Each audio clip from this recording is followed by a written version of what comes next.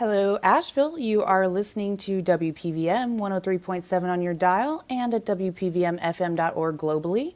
I am your host, Crystal Sunius McKinnon, and today we are continuing our series of interviews for the NC11 congressional race with Republican candidate Bruce O'Connell, who is joining me remotely.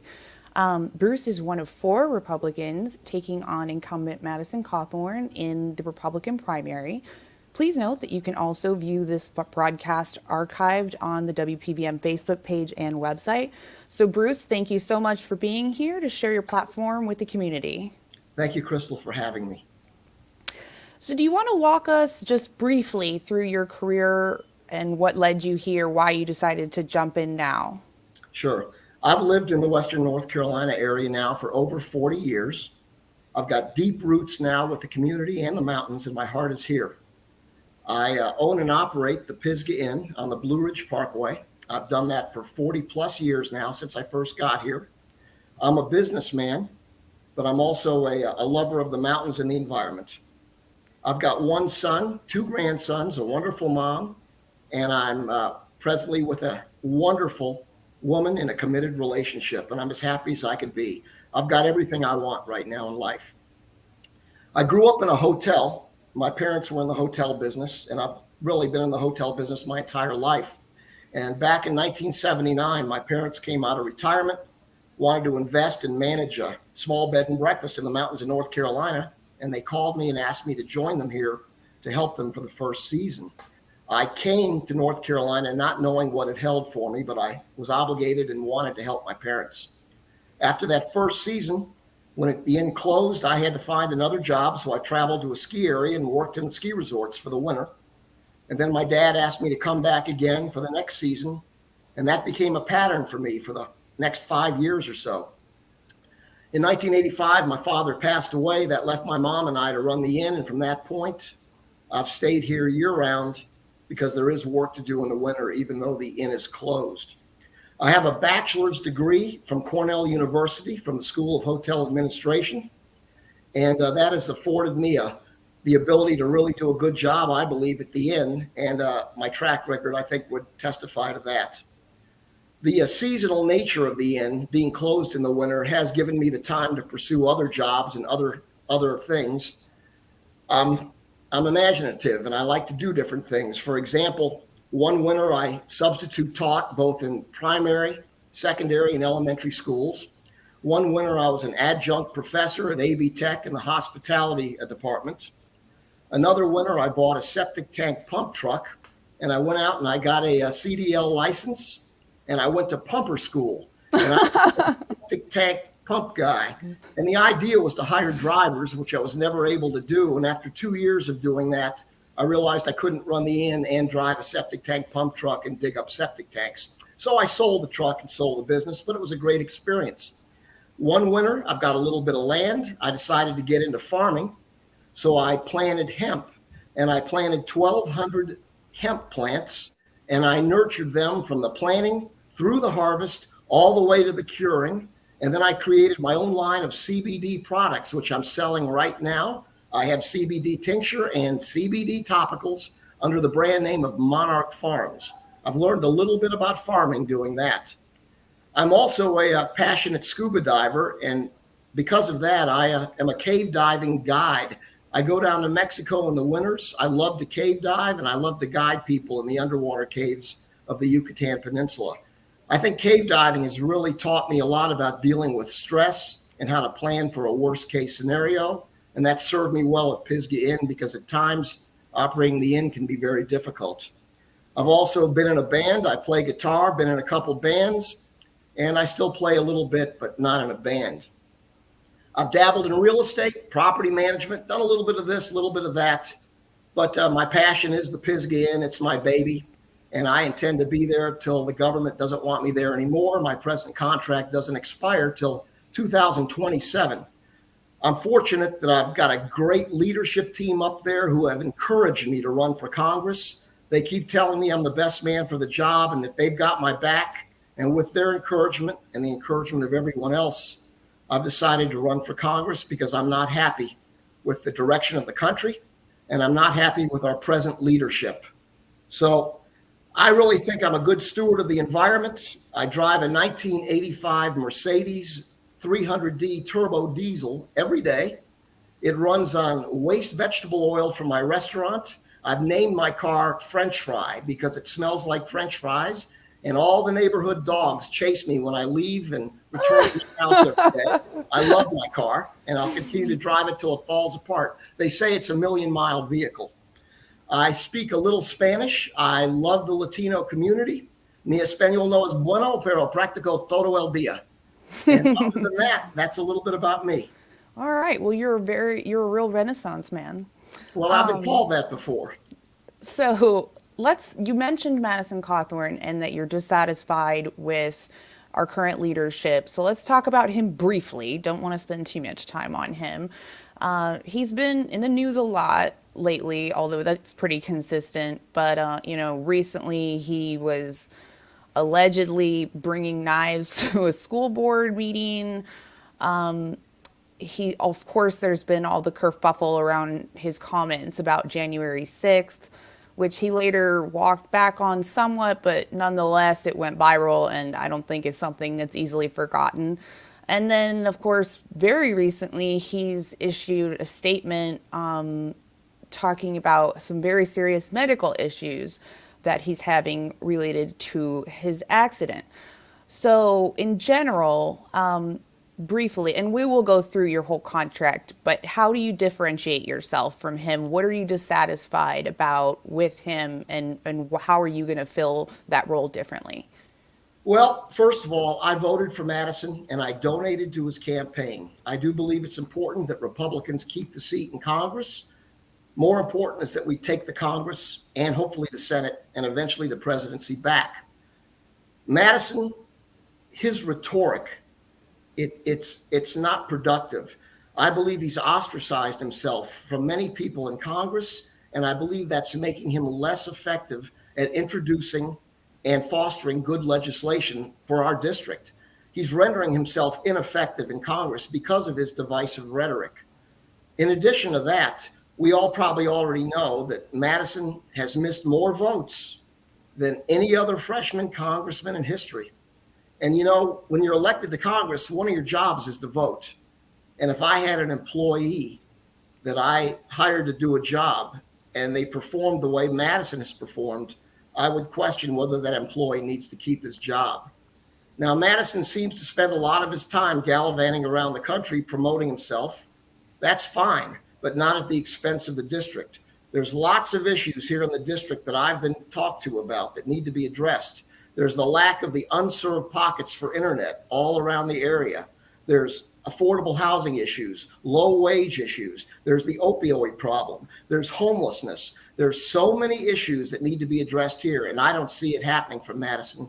So I believe I can do a better job. I will take a businessman's approach to Washington.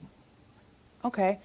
I have to ask, do you believe that the presidential election was free and fair? Do you believe that Joe Biden is the legitimate president? It's a good question. I do accept Joe Biden as our legitimate president. That being said, I have suspicions about the last election, and I question some of it.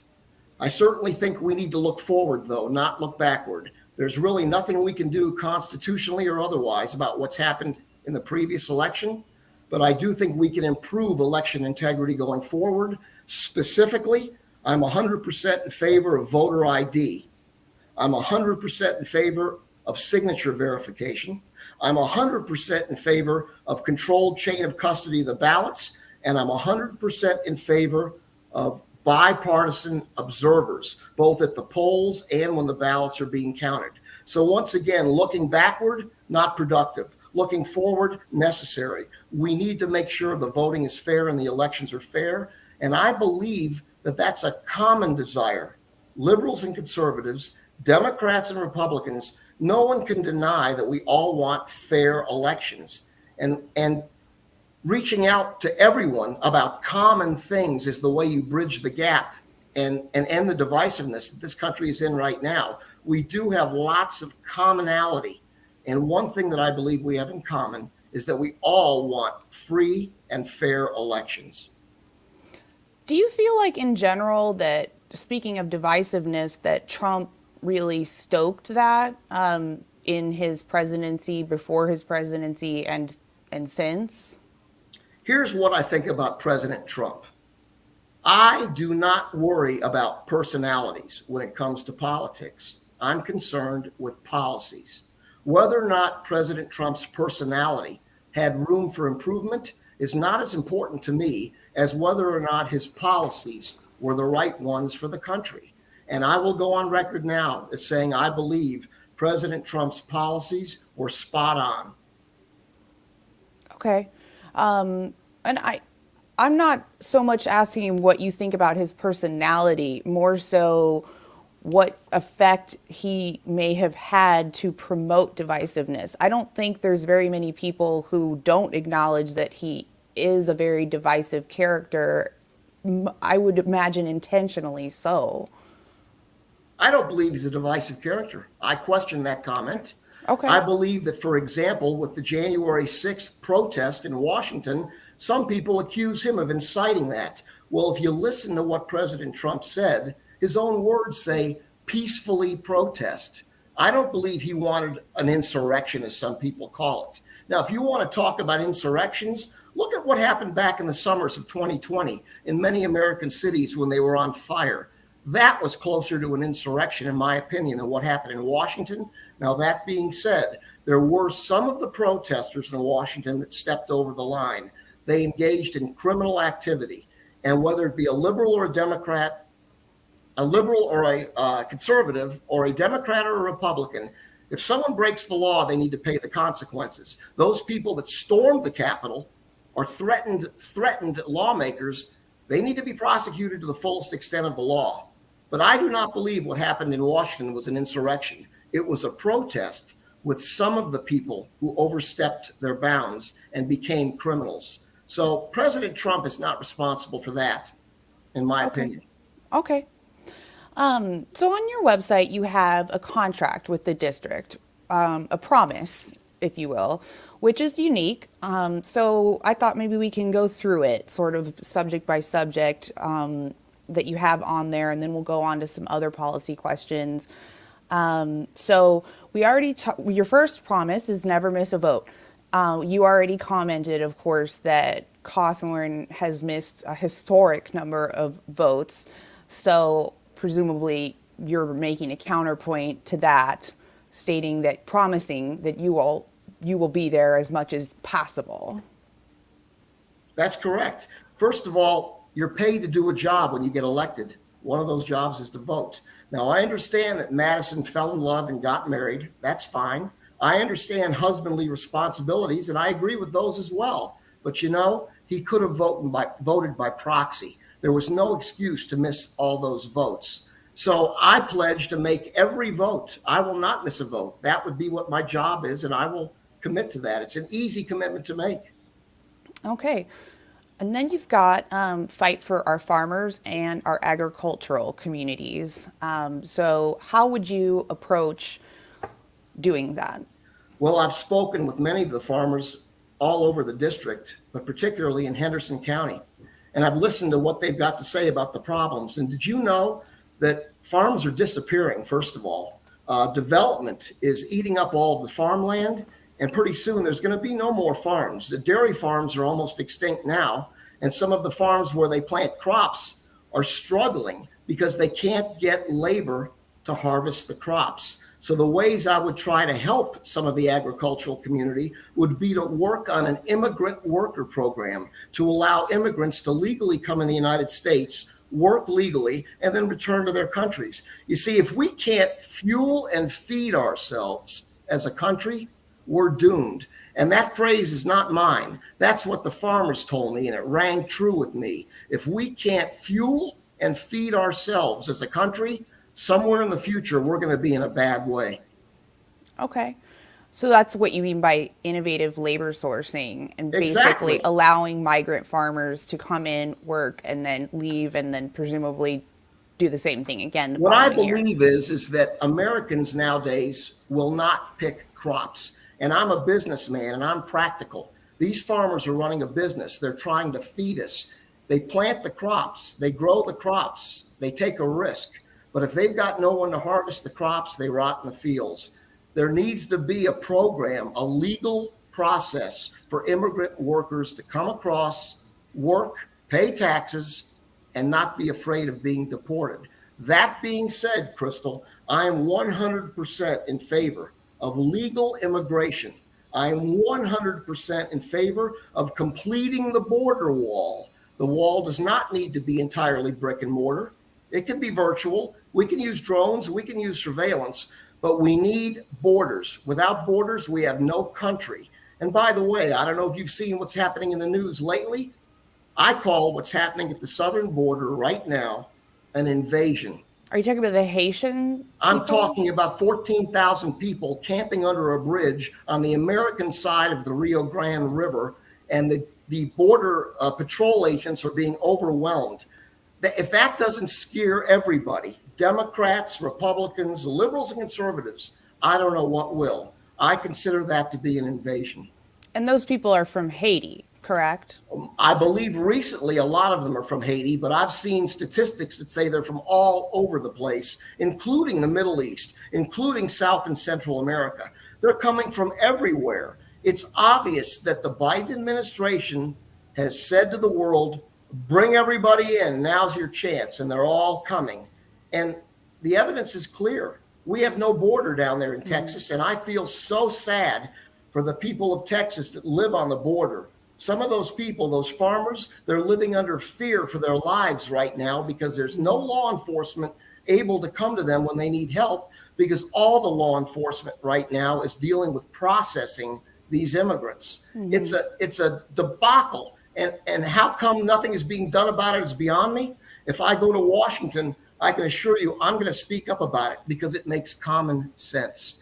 Anyone that thinks there's not a major problem down there isn't opening their eyes. Common sense says we need borders, we need legal immigration. America is a melting pot. It's worked great for us, but a melting pot means that people come in legally and they assimilate. They become American. They pledge allegiance to the American flag. That's what the melting pot theory is all about. It worked very well, but it doesn't seem to be working now. Well, I am familiar with South Texas because I'm actually from the Rio Grande Valley. My mother's family, most of them still live there. Needless to say, we are Hispanic. But I would ask, how do you feel like Joe Biden has, as you say, sent the message to the world that our borders are open? That's easy. Look at what's happening right now on the border. Thousands of people are coming across and more people are following them. But what did he do to cause that? I'm sorry? What did he do to incite that? He's taking no action to stop it. And by doing nothing, you encourage it. It's that simple. Well, Vice President Harris did travel to, I believe, Guatemala and said to those people, do not come here. I think their message has been actually, do not come here. So I think now, do people from other places believe they can now come here? Yes. And so that could be causing an influx. But I don't know that it's not like they're letting people in.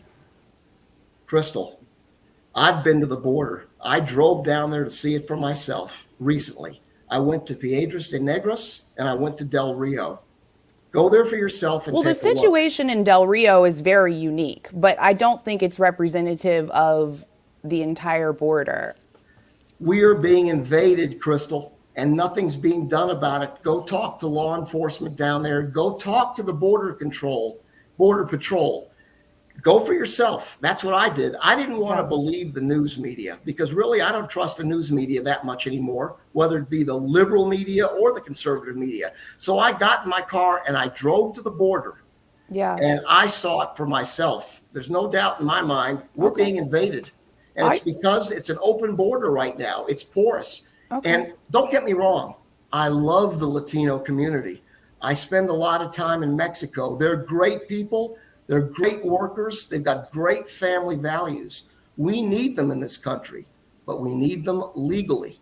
Legal immigration, Crystal, is what I'm saying. But flooding the border, crossing it illegally, unacceptable to me. Understood. I mean, I don't disagree with that. And I probably will not drive down there, but I will call my family members in the Border Patrol and see what they say. Please do. Sincerely. Yeah, don't trust the media. I don't. Okay. All right. That's a little awkward for me as part of it, but Well, that's okay. I don't mean you. President Clinton excluded. so let's go on and talk about some other matters of national security since you went there, particularly with Afghanistan, China, and even COVID. What are your thoughts on the manner in which we pulled out of Afghanistan? It was a mess up, no doubt about it. Anybody with any, once again, common sense would have to agree that, number one, we needed to get out of Afghanistan. I was all for it. 20 years is way too long. We're not a country that's supposed to build nations around the world. We can help our neighbors when they ask for help, and I think we should, but we're not nation builders. We've been in Afghanistan too long, and we needed to get out. My son was in Afghanistan, and I wanted him brought home as soon as he could come home. That being said, how do you leave a situation like that correctly? Well, as has been said before, you first make sure all U.S. citizens are out safely that want to get out. Then you make sure all the SIV holders that want to leave are out safely. Then you get all of the military equipment and ammunition out, or you disable it or destroy it. Then the military pulls out. That would be the common sense way to leave Afghanistan. Instead, you see what happened. We've lost troops. We've got drone strikes killing families now. Our allies have lost confidence and trust in us, and we've emboldened our enemies throughout the world. This was a big mistake, and I look at it like an emotional bank account with our allies. We've made a withdrawal from that emotional bank account now, and it's easy and fast to make a withdrawal, but it's going to take a long time to put that deposit back in our emotional bank account and prove to our allies that we're trustworthy and then they can count on us. I think we can do it, but I think it's going to be a tough row to hoe. And I think it's going to take people like me in Congress that can stand up for what's right and stand up for common sense. I keep saying this, it's common sense. How could anybody look at the way we left Afghanistan and think we did it the right way? It was a debacle. Okay. So obviously, because of what we did, presumably, the Taliban is now in power, and they're being treated like legitimate heads of state by China in particular. China's making great overtures there in cooperation with the Taliban to expand their Belts and Roads initiative. Do you think that China poses an existential threat to the United States? You know, I'm not a politician, but I do try to follow all the affairs affecting our country. So I'll start off by saying I know a little bit about China because I've studied it. And China, in my opinion, is our greatest adversary internationally right now. China right now had a lethal engagement on the China-Indian border recently. It's the first time since 1975 that's happened. Right now, China is in a dispute with Japan over rights in the East China Sea. Japan is one of our allies. Right now, there's friction growing, and China is threatening Taiwan with a takeover. Right now, Hong Kong is being threatened and lives in fear of a Chinese takeover. China is now increasing its cooperation with Russia, which is another one of our adversaries. China is a top threat to our country over technological, commercial, and military assets. Did you know that China is due to double its nuclear stockpile within the next 10 years? China is about to establish a robotic base on the moon, and they're soon going to follow up with that with humans on the moon. China is prolific at cyber espionage, and China definitely does not have an interest in individual human rights. They value state sovereignty over individual human rights. Now, We can talk about all the reasons why we should fear China, but it's more important to talk about how we need to respond to it. I don't claim to have all the answers, but I know it's got to be a multi-pronged approach to respond to China. There's a term that's used in Washington called DIME, D-I-M-E. It stands for diplomacy, informational, military, and economic pressure. That four-pronged approach is probably the best way to approach the Chinese threat, but we certainly need to consider China our major international threat, and we cannot lose focus of that. If we're not careful, the Chinese yen is going to replace, the Chinese currency is going to replace the US dollar as the world reserve currency. And if that happens, if you think inflation is bad now, hold your hat, because overnight the dollar is going to drop precipitously and we're all going to be in a state of shock.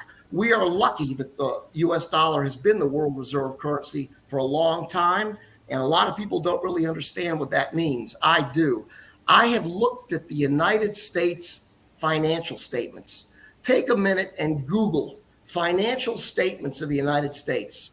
I'm a businessman. I can read balance sheets and I can read P&Ls. I'm not an accountant, but I can read a balance sheet. Google the financial statements of the United States. It's a document prepared by the government that's given to every congressman, every senator, the president, and it's available for public consumption. There's something strange about that document. It comes out every year. There's one common phrase throughout the entire 200 pages of that document, and that phrase is unsustainable. And I've got to ask the question, if congressmen and senators every year are getting financial statements for this country, and the most common phrase in them is unsustainable, why has nothing been done? Why has nothing been said? And why are we not talking about that? We're risking the economy. And if it was a business, the business would have already failed. That's why I think we need more businessmen in government that look at things from a businessman's point of view. And that's what I plan to do if I get elected. Okay. Well, then on that note, let's jump to balancing the budget, which is another one of your points on your contract. How would you propose doing that? Where would we presumably cut back? We must balance the budget. And the first way to do it, in my opinion, is to send a symbolic symbol to the world. And that symbol would be that we're going to pay down the national debt. The national debt is now approaching $30 trillion. The word is that we're leaving it to our grandchildren to pay off. Well, I hate to say it, it ain't going to happen. It's impossible. It's never going to get paid off. But you know, when you get sick and have a major illness and the hospital keeps sending you a bill and they keep badgering you to pay your bill, what I found is if you can make up a payment plan and send the hospital $5 or $10 a month, they will get off your back. Mm-hmm. Well, I believe we need to do something similar to that as a symbolic gesture to the world that we are planning on trying to pay back the national debt. Let's start making payments on it. Number one, no matter how small they are. And if you've noticed from my contract, I have pledged not to take a salary. I'm not in this for the money. I don't need the money. I'm not mega wealthy. I'm not a Donald Trump, but I have everything I need in life. You know, there's a Mexican saying, who is richer, he who has more or he who needs less? Well, I don't need much. I think I'm as rich as I need to be. And for that reason, I've pledged that if elected, I will not take a salary. I'm going to donate it to worthy causes in the district. Further, if I get elected, I've pledged to serve a maximum of 3 terms. I am self-imposing term limits on myself. And the reason for that is because I believe the founders never intended for politicians to make careers out of it. We are servant leaders. We are civilians that go to politics to help, and then we come back to the private sector. That's what I plan to do. But getting back to your question, we are going to symbolically begin to pay off the debt. We are not going to spend money that we don't have. And that means cut back on wasteful programs, wasteful government regulation, and the size of government. Because if there's one thing I repeat as I go around the district, one of my philosophies is big government bad, small government better. Our government has gotten too big to manage. It's too big. For example, look at the infrastructure bill, the so-called infrastructure bill, $3.5 trillion. Look at it. Have you read it? I pulled it up, 2,000 pages. It was so long that no one can really read it and understand it. But one thing's for sure, it is so big and so massive that no one can really understand it. It's impossible to manage. Now, what do I think we ought to do about things like that? Well, I'm a believer in infrastructure. But if you borrow money to repair infrastructure, say a bridge or a road, you need to have a plan to pay it back. Now, if you look at this giant document of 2,000 pages, it's so massive that no one can have a plan to pay it back, and no one can even manage where the money goes or how it's dispersed. It's impossible. So what we need to do is never have a bill that big. If there's a bridge in Iowa that needs to be replaced, we need to have a bill to allocate federal dollars and state dollars to repair that bridge. If we have roads in North Carolina that need to be replaced and it can be federally aided and using state funds and federal funds, then we need a bill to address the roads. In other words, we can't have these gigantic bills throwing away trillions of dollars that are impossible to manage. I run a business, and I know when businesses get too big, quality suffers, control suffers, efficiency suffers, and things get out of control. And that's what's happened to the federal government. It is too big. Small government better, big government bad. Do you think that as a business person who also believes in small government, what do you think about antitrust laws when it comes to companies like Amazon, which, as you know, you're suggesting that when something gets too big, it can't be well managed. Would you apply that to a company like that as well? I would. Remember what happened to AT&T or Bell South? There was a time when Ma Bell, they called it Ma Bell, really had the monopoly on telephones throughout the country. Then prices were shooting up. The Congress decided that was a monopoly. It was a violation of antitrust. They broke up the Bell system. Now we've got phone companies all over the country, big and small, that are helping to make long distance phone calls cheap and affordable. When I was a kid, to make a long distance call, it cost a fortune. Now you get free long distance service on your cell phone. That's because of antitrust laws. Amazon is too big. It needs to be broken up. And on that same note, big tech, social media is running into the same sort of quagmire. I believe social media is too big. They're controlling free thought. They're controlling the dissemination of information, and they're exempt from lawsuits due to Section 230. You know, newspapers, which used to be the source of our news, were subject to being sued if they slandered someone.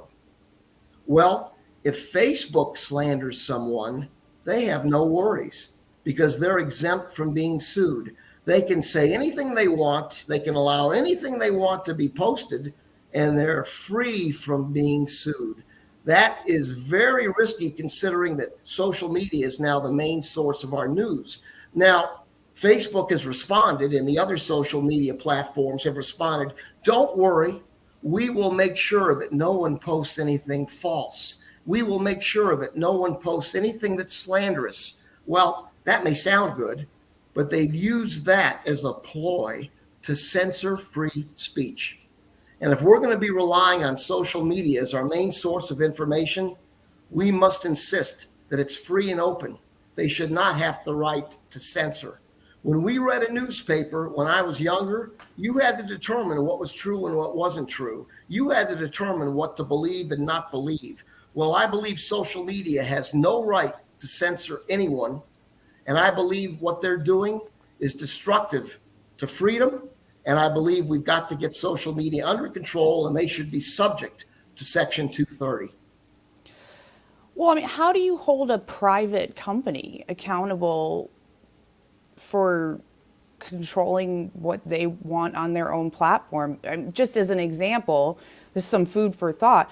They employ censorship in other areas as well, such as suppressing sex worker accounts, even in places where sex work is legal. So those are just based on their terms of service. Where would Here's we the draw the line between allowing a platform to shape itself and the government intervening to protect freedom of speech? Here's the difference. The big social media platforms are monopolistic. We have no other options. You see, we can't go to another Facebook because they don't exist. And when another Facebook gets created, say a Parler or something like that, they get taken offline because there's powers out there that control the internet. It is not the same as just any private business. I am in favor of private businesses being able to self determine what they want to do, who they want to serve, and what kind of business they want to be. Because, for example, if a bakery doesn't want to make a cake with a husband and a husband as the ornament, I can go to another bakery. I don't have a problem with that. But if Facebook censors Donald Trump, for example, and I want to hear what Donald Trump has to say, there's nowhere else I can go. Now, that's not the same thing. So, social media is a unique situation that's developed recently with the internet's growth and with the new world we live in. It's not the same as just an individual small business or even large business. As long as there's other options for us, I believe government control is not necessary. But in the case of Facebook, Twitter, Instagram, there really are no other options that are comparable, and they do need to be subject to Section 230 and regulation. Okay, so, but I'm going to press you on this though. Let's go Please back do. to the sex worker thing. Should we be allowing sex workers to use these platforms as they have since these platforms were incepted? Until they've been mostly deplatformed recently. And I'm not talking about posting lewd content. That's different. I'm talking about simply having an Instagram account where you post pictures of yourself, whether scantily clad or not. Those accounts are being suppressed. It's a huge thing that's tied to an anti-sex trafficking law. So I'm only just using it as like a proof point. Like, how would you apply the same rules to something like that, which, is not necessarily tasteful to everybody? I believe that goes to their advertising policies. And advertising policies can be restricted by a business. We don't want to allow things that go against social decency norms to be advertised in my newspaper, in my magazine. For example, I remember when cigarettes and tobacco could be advertised in magazines, and then all of a sudden that was no longer allowed. I had no problem with that. But free speech is different. I'm concerned with free speech and the fact that censorship is depriving me of my right to free speech. And if there's nothing else important in this country, it's free speech and all of our freedoms. That cannot be taken away or we've lost the country. Okay. So let's go to another one of your points, which is your promises, which is to protect the right to life. I understand that you're pro-life, but you then say that is why you had pledged to fight to stop taxpayer funding of abortions. So I just want to clarify, does this mean that you do or do not oppose the right to choose as long as federal funding is not used? I am 100% pro-life. The idea of abortion turns my stomach. In no way, shape, or form would I vote for or approve the use of federal money for Planned Parenthood or for money for abortions. And therefore, what more can I say? That's how I feel. Okay, but there's still a distinction between prohibiting somebody from getting an abortion, which they may pay for themselves, taking away that choice versus saying, I don't support federally funding it. Would you vote, say a law passed your desk that was aimed at limiting access, not funding, but access? How would you vote? I am 100% pro-life. The idea of abortions sicken me. I believe it's being used in many cases as a form of birth control, and I stand against abortion. And I say again, I am pro-life. Okay.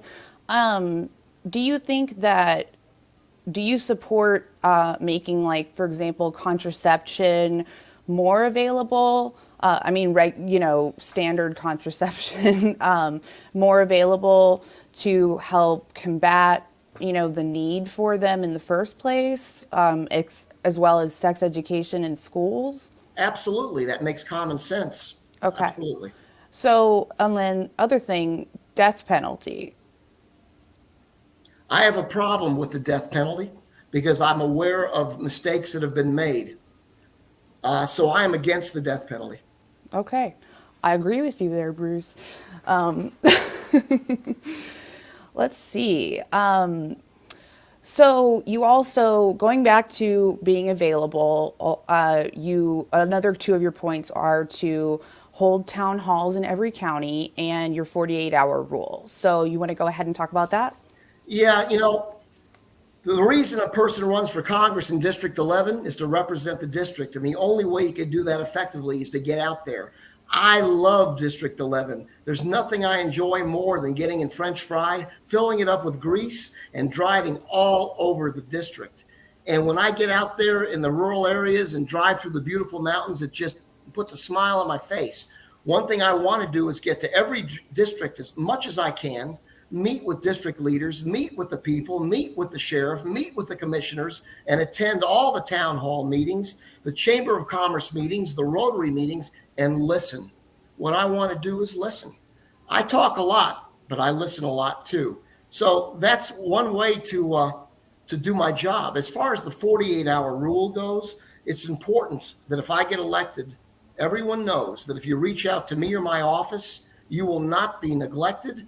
I pledge to get back to you, either myself or someone on my staff, within 48 hours of my office being contacted. We will not neglect you. That is the job I am being hired to do. And I promise that you will not be neglected. I will respond within 48 hours to any and all contacts or inquiries. Okay, great. So let's move on to another one of your points, which is that you would advocate teaching critical thinking, not critical race theory. Can you tell us what you understand critical race theory to be and what you find troubling about it? Yes, I have been a teacher. I have substitute taught in secondary, primary, and even elementary school. Let me share with you something. I substitute taught in a Spanish class, and I went in there with no lesson plan at all because they didn't leave me one, but I decided to conjugate verbs with the class in Spanish. And I looked at the front of the class when I walked in, and there was a piñata hanging in the front of the class. The piñata was Donald Trump. That's one example of what's going on in the schools. You talk about trying to brainwash kids. Well, you know what a piñata is. You're Latina. So can you imagine a Donald Trump piñata? Come on. What kind of a message does that send? So getting back to critical race theory, I believe we are not a perfect country, but I believe we're the best country the world has ever known. I believe the Constitution is one of the greatest documents ever written. I believe in our history, we have done things that today would not fly, would not pass muster. I believe in our history, we've done things that may be seemingly bad, and they may not be something we're proud of. That being said, this country has continually improved. I believe we are continually moving towards racial equality and eliminating racial injustice. Maybe we're not perfect, but we're continually improving. I know I'm not a racist. My God, I'm a Jew. My people have been discriminated against for centuries. I was enslaved to build the pyramids, for God's sake. So I know what it's like. But I believe this country is the greatest in the world. Critical race theory should be replaced with critical thinking. In other words, teach our students the good, the bad, and the ugly.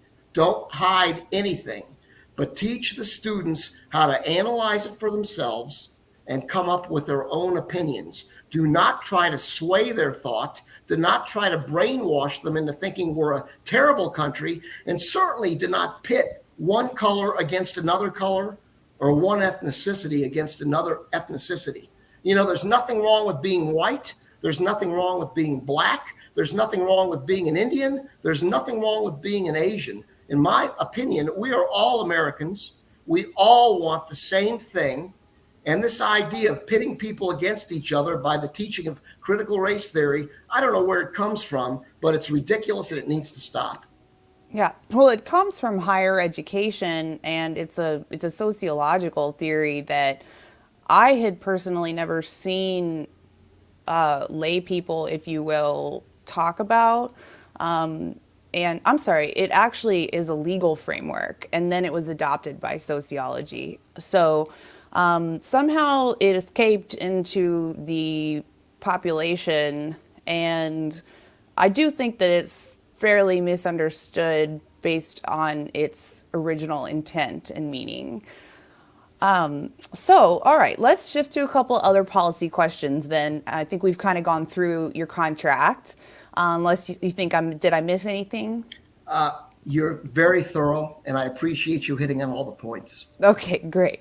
So, all right, let's talk about healthcare. I always joke with the Republican candidates, especially. I assume you don't believe in Medicare for all. I believe, well, what I do believe in is that everyone should be able to have access to good medical care, but the Affordable Care Act is a disaster. I know my personal health insurance went up 4 times, and I know my deductible went up about 3 times. And I know that when I want to go see my doctor, half the things I want to get done, he says he can't do because of the Affordable Care Act. So maybe more people have access to health care now, but it's not the same health care. And certainly these huge deductibles basically mean, at least for me, that my health insurance is basically catastrophic health care, which means I pay for my own medical bills now, unless it's something catastrophic where I get above a $10,000 deductible. And I don't know if that's such a good thing for most people because, most people don't have catastrophic illnesses. They have regular, everyday, normal illnesses that require going to the doctor and getting prescriptions. But if you've got a $10,000 deductible, what good is that? No, yeah, there's definitely some huge gaps that the ACA has left. So, what would your approach be, high level, to rectifying the situation and making things more accessible? Because we do still have many folks who are totally uninsured, Well, and then number one, underinsured, like you're saying. well, first of all, no one in this country, no one is deprived of medical care because I don't know of a single emergency room that turns anyone away. So that's the fact. Now, what do we need to do to rein in some of the costs of medical care? Well, first of all, we have the best medical care in the world, and medical care is not cheap. I accept that. But we do have the best medical care in the world. But to rein in those costs, we need to look at several things. Number one, what is one of the biggest expenses for doctors? It's malpractice insurance. Why do doctors have to spend so much money to get malpractice insurance? It's because of the huge awards that they potentially face if they're sued. Well, who's responsible for those huge awards? It's the lawyers, it's litigators. We need to rein in malpractice awards and thereby reduce the cost of malpractice insurance. That's one thing we could do, and pretty easily. The next thing, drug costs, big pharma. I don't know if you're aware of it, but when I go to Mexico, the same drugs that I buy here in the United States cost a fraction in Mexico of what they cost here. The only explanation for that is that big pharma is gouging some of us here in the United States. And in other countries, they believe drugs are more of a right and they make them affordable. So we have to control the cost of pharmaceuticals. That can be done as well through legislation. So malpractice awards, controlling the price of drugs will go a long way in reducing the cost of medical care. Then we need to look at the hospitals and find out why hospitals charge so much. They charge so much for a Band-Aid or an aspirin because there's so many people that are getting into the hospital system that never pay their bills. Why don't they pay their bills? Because they're either not insured or they have a low-wage job or they have unaffordable housing that they've got to pay rent on and they have no money left over to pay their medical bills. So how do we solve this problem? We solve it by better wage jobs, more affordable housing, reduce malpractice awards, reduce the price of prescription drugs, and from then it's a roller coaster ride to decreasing the cost of medical care in this country. Okay. How would you go about addressing, as you said, low wages and housing issues, excuse me, particularly in this district? Let's talk about housing, especially in this district, especially in Buncombe County. Once again, big government. I don't know if you've tried to build, but do you realize how many permits, requirements, regulations, and inspections a person has to have to build a house? It's unbelievable. We need to cut that red tape. We need to save that money and put that towards the construction cost. We can reduce the cost of housing by reducing regulation, reducing the size of government. As far as wages go, wages are going up. One of the good outcomes of the pandemic is that wages are rising rapidly. I'm a businessman. I know that to get help these days, you got to pay more. And I'm paying more, and I don't mind it a bit. I kind of think it's a good thing. I believe Pisgah Inn, where I work, we're paying top dollar now. And I think I'm getting a good supply of labor, and I'm getting good quality labor, and I've got a happy team with good morale and a good culture. So paying higher wages is not going to break the bank. Granted, there may be some inflationary effects from that, but I don't think it's going to be a disaster. Anyone that says we need a government to set minimum wage is wrong. No one pays minimum wage around here anymore. No one will work for minimum wage. The government needs to get out of the way once again and allow the free market to determine what's the minimum wage, just like it's doing right now. Up at Pisgah Inn, where I work, minimum wage is $15 an hour and up. And I don't need the government telling me to pay that. The free market works just fine. Well, on that note, what is your overall opinion on the labor shortage that we're seeing here in the district, especially in Buncombe County and nationally as well? Now that the unemployment benefits have ended, that was long thought to be part of the driver behind the high rates of unemployment, but it doesn't necessarily seem like people are flooding back. What do you think is driving this, and what can we do? Well, the workforce is aging, first of all. They're aging out. That's one problem. The next problem is we did pay people not to work. And I believe people got out of the habit of working. They just flat out got out of the habit. I also believe a lot of people in this area that stopped working have left. They've left the area. I don't believe they're here anymore. So to get workers back, we've got to be innovative. And that's what I'm doing. Number one, I'm paying more. Number two, I'm looking at providing housing, because housing needs to be affordable. And if it's not, maybe an employer can help with that. Number two, we need innovative work programs to bring in foreign labor. A lot of the big resorts in this area use programs like the H-1 visa program, the H-2B program, and other similar programs that do allow foreign workers to come in and work for a limited period of time and then return to their native country. These types of programs are not a bad idea. They need to be worked on and improved a little bit, because they don't apply to me. Because of the months I'm open, I'm not able to take advantage of them because they're so restrictive. But that would be a good answer too. And I do believe we have to take away the incentive not to work. We cannot become a welfare state. We cannot give people money to stay home. It's a bad plan. And Well, I think the incentive has been taken away. So how would folks be surviving, do you think? That's easy. The incentive has been taken away. I've got jobs. Come apply. I'll hire you tomorrow. How's that? And I'll pay you $15 an hour or more. And I'll give you a ride to work, and I'll take you back home. How's that? Okay. So I know you are very passionate about the environment. So let's talk about that quickly. What's your stance on climate change in general? Do you believe that it's caused by man? I believe there is climate change happening. But 13,000 years ago, there was an ice age. And when the ice age came and the planet froze over, I don't think that was due to man.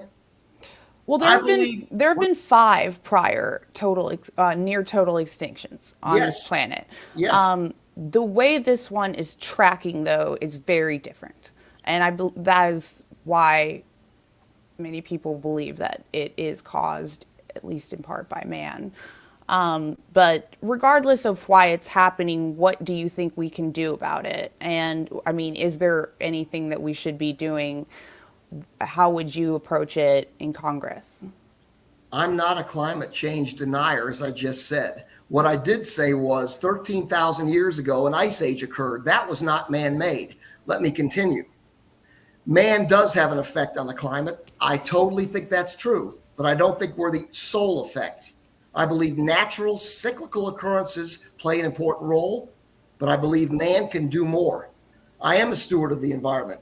If you look at my record at Pisgah Inn, it speaks for itself as to how I feel about good environmental stewardship. And as I say, I drive a car every day that runs on waste vegetable oil. Don't forget that. I care about these mountains and I care about the environment, and I'm doing everything I can do to be a good steward of it. I do believe in alternative energy. I do believe where it works, wind, solar, hydroelectric, geothermal, and even nuclear should be used. Not everywhere. There is no one silver bullet. But if I've got hydroelectric capability next to me, that should be tapped. If I live in a windy area, a windmill is not a bad idea.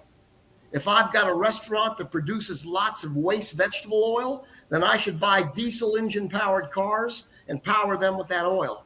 There's not one silver bullet. Man can make a difference. If you look back at my record, you'll see I was in support of the Clean Smokestacks Act that helped clean up the air in this area. If you look at Pisgah Inn, you'll see urinals in the bathrooms that don't use any water. You'll see tankless water heaters.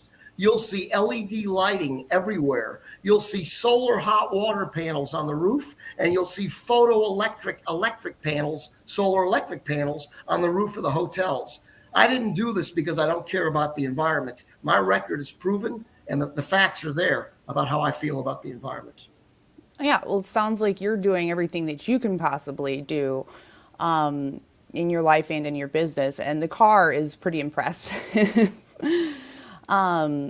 So we are about at time. Is there anything very briefly that you would like to say to the listeners before I go ahead and wrap us up?